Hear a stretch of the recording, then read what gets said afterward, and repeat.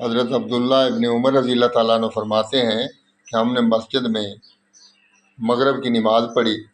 नमाज़ पढ़ने के बाद मैं और कुछ दूसरे सहाबा कराम ने कहा कि हम थोड़ा सा वक्त है यहाँ बैठ जाते हैं और इशा की नमाज़ पढ़ कर इकट्ठे घर जाएंगे।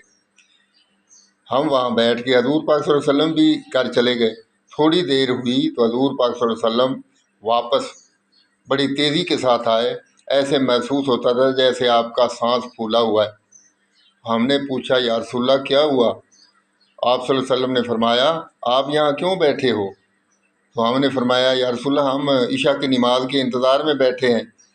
तो हजूर पाक सल्लल्लाहु अलैहि वसल्लम ने फरमाया, मैं घर गया तो जिब्राईल अलैहिस्सलाम आए। उन्होंने कहा कि अल्लाह ताला फ़ख्र कर रहे हैं उन लोगों पर जो मस्जिद में बैठकर अगली नमाज का इंतज़ार कर रहे हैं और नमाज के इंतज़ार में बैठे हैं। अल्लाह ताला उन पर फ़ख्र कर रहे हैं।